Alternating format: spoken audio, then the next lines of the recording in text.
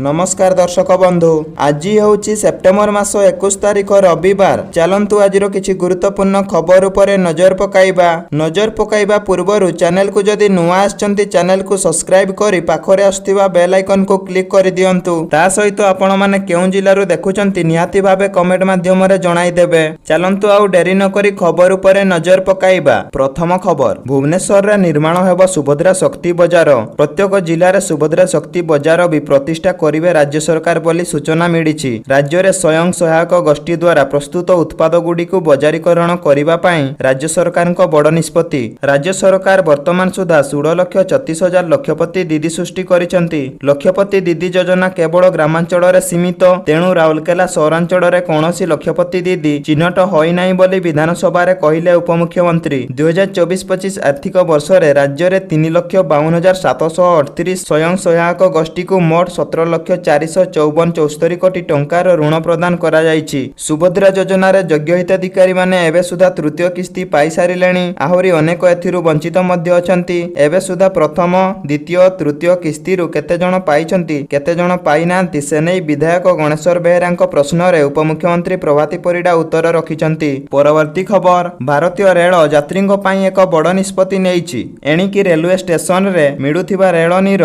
गोटिए litre पानी 15 टंका बदल रे केवल 14 टंका मिलिबो। रेलवे रो एही निष्पत्ति द्वारा यात्री माने उपकृत हेबे। एहा आसंता 22 तारिख रु लागू हेबो। सेहीपरि 500 मिली पानी 9 टंका रे मिलिबो। पूर्वरु रेलनीर 1 लिटर बोतल 15 टंका एवं आधा लिटर पानी 10 टंका रे बिक्री करुथिले। रेलवे बोर्ड आहुरी मध्ये कहिछि कि रेल स्टेशन एवं ट्रेन रे बिक्री हेउथिबा आईआरसीटीसी रेलवे द्वारा चयनित अन्य ब्रांड रो पैकेज पानी बोतल रो 1 लिटर दाम बोतल एवं आधा लिटर बोतल दाम मध्ये कम हेबो।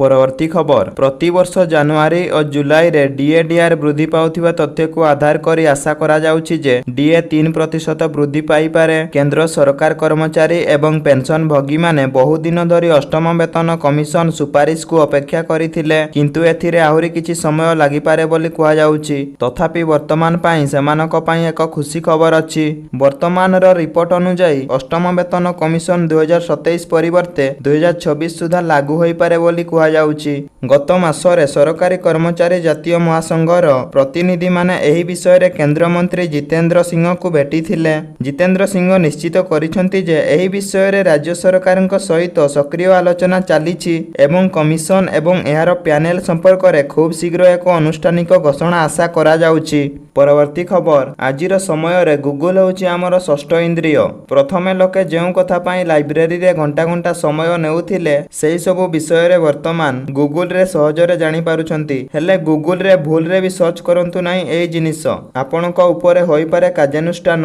एपरे कि जेल भी जिबाकू पड़ी पारे बोली कुहा जायछि। आसंतु जानिबा एहार कारण कोन। ऑफिस रे, क्लास रे, बिछोना रे, बाथरूम रे केउठी भी हेउना काहेकि पाखरे फोन थिले गूगल सब बळे आम पाखरे थाए। जेउठी चाहिले सेठी गूगल करी सब प्रश्न उत्तर आमे पाई पारुछे। तेबे किछि जिनिस एमिति अछि जाहाकू सर्च करिबा अपराध। जदि सर्च करिवे तेबे असुविधा रे पड़ी पारंती।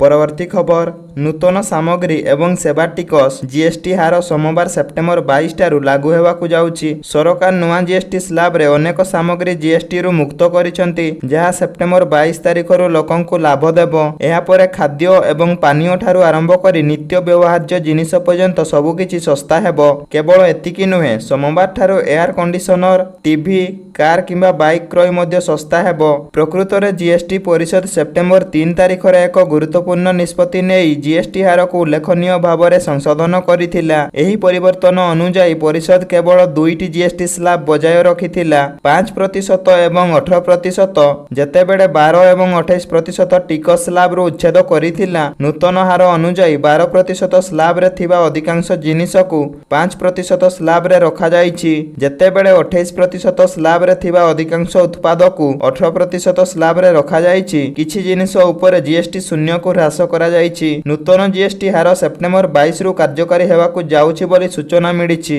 परवर्ती खबर, मधुआंक पई खुशी खबर। राज्य सरकार मधुआंक पई कले बड़ घोषणा। राज्य रे खलिबो 70टी मद दुकान। पूर्वरु बंद थिबा 70टी मद दुकान खोलिबा नै राज्य सरकार बड़ निष्पत्ति नेइछंती। राज्य रे बंद थिबा एही सब मद दुकान खोलिबाकू मिलिछि अनुमति। 4टी नुआ ठिपी खोला एवं 3टी मद कारखाना खोलिबाकू प्रस्ताव दिया जाइछि। विशेष करी बालेश्वर रे सर्वाधिक 17 12ଟି, ଗଞ୍ଜାମରେ 10ଟି ବନ୍ଦ ଥିବା ମଦ ଦୋକାନ ଖୋଲିବ। ସେହିପରି ନୟାଗଡ଼ରେ 9, ମୟୂରଭଞ୍ଜରେ 8, କଟକରେ 7, ରାଉରକେଲାରେ 5, କେନ୍ଦୁଝରରେ 3, ବ୍ରହ୍ମପୁରରେ 4, ବଲାଙ୍ଗୀରରେ 2, କନ୍ଧମାଳରେ 3ଟି ଏବଂ ମାଲକାନଗିରି ସମ୍ବଲପୁରରେ ଗୋଟାଏ ଲେଖାଏଁ ବନ୍ଦ ଥିବା ମଦ ଦୋକାନ ଖୋଲିବେ ସରକାର। ସେହିପରି ପୁରୀରେ 3ଟି, ଭୁବନେଶ୍ୱରରେ 1ଟି ନୂଆ ଠିପିଖୋଲା ମଦ ଦୋକାନ ଖୋଲିବା ପାଇଁ ବିଭାଗ ପାଖରେ ପ୍ରସ୍ତାବ ରହିଛି। ଢେଙ୍କାନାଳରେ 2ଟି ଏବଂ କଟକରେ ଗୋଟିଏ ମଦ କାରଖାନା ଖୋଲିବା ପାଇଁ ସରକାରଙ୍କ ପାଖରେ ପ୍ରସ୍ତାବ ରହିଛି।